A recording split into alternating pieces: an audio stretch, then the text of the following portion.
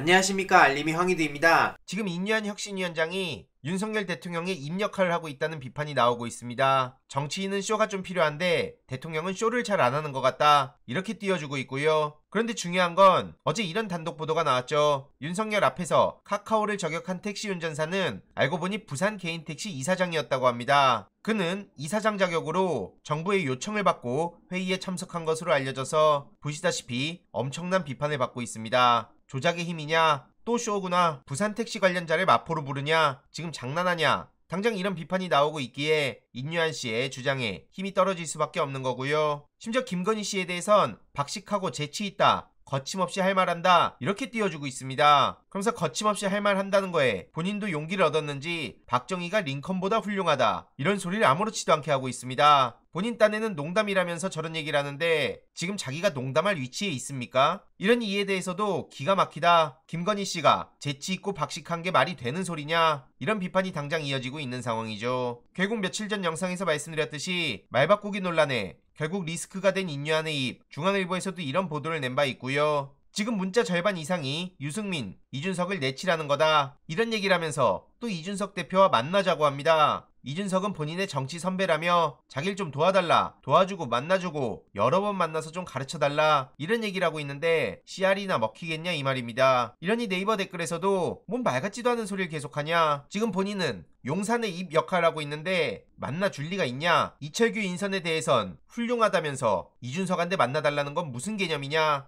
이런 비판이 이어지고 있고요. 이에 민주당에서도 인유한 위원장은 여당 혁신위원장이 아니라 용산 대변인이냐, 결국 인유한 혁신위는 대통령 참모들의 공천을 위한 밑밥이냐, 이런 비판이 이어지고 있는 겁니다. 이에 이준석 전 대표도 역시 노답이다, 이철규 인선을 강하게 비판했고요. 결국 저렇게 슬쩍 돌아오는 거 보면 국힘에 사람이 없다, 먹고 살만해졌다고 생각하나 보다, 역시 노답이다, 이렇게 지적한 겁니다. 오죽하면 조선일보에서도 다급하다고 생각했는지 또 나온 이상한 인사라고 지적했고요. 사무총장직에서 물러난 이철규 씨를 다시 당 인재영입위원장으로 임명하는 게 말이 되냐, 책임지고 물러난 사람을 한 달도 안 돼 다시 요직에 기용한 것도 납득하기 어렵고 틈만 나면 친윤 비윤으로 편가르는 것도 눈살 찌푸리게 한다. 결국 변화를 만들어낼 수 있는 건 현실적으로 대통령뿐이란 건데요. 얼마나 다급해지면 조선일보가 대통령을 저렇게 정면으로 저격하겠습니까? 대통령도 문제지만 지금 국힘도 만만치가 않은데요. 부울경 메가시티에 대해서 김기현 대표가 과거에 뭐라 그랬습니까? 김경수 지사를 콕 집어서 대권 프로젝트의 일환 아니냐, 그래놓고 뜬금없이 메가서울을 꺼내니 지금 장난하냐 반응이 나오는 겁니다. 자기들은 총선 전략이 아니다, 이렇게 선을 긋고 있는데 메가서울은 지역균형 발전에 침을 뱉는 짓입니다. 그래놓고 지방자치의 날 기념식에 참석하는 건 또 뭐죠? 자기들이 뭐 하고 있는지도 모르는 것 같고요. 아무튼 국민의힘은 하남, 광명, 구리, 고양, 부천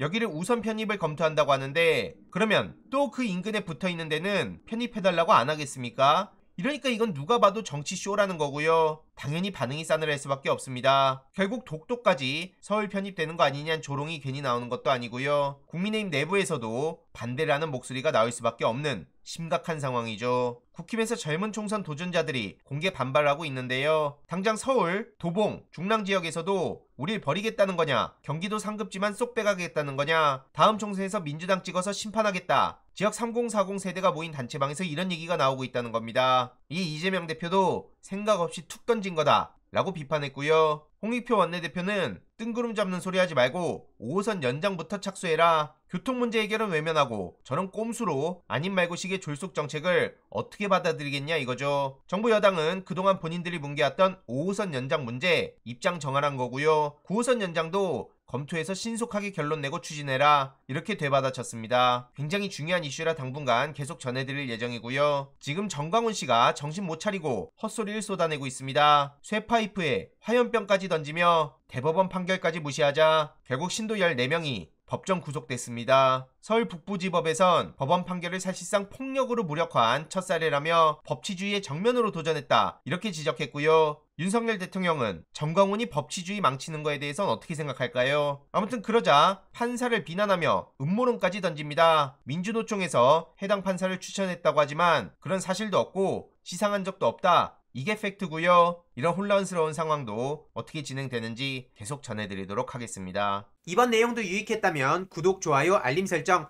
멤버십 가입 정말 큰 힘이 된다는 점 말씀드리고 싶습니다. 주위에 널리 공유 부탁드립니다.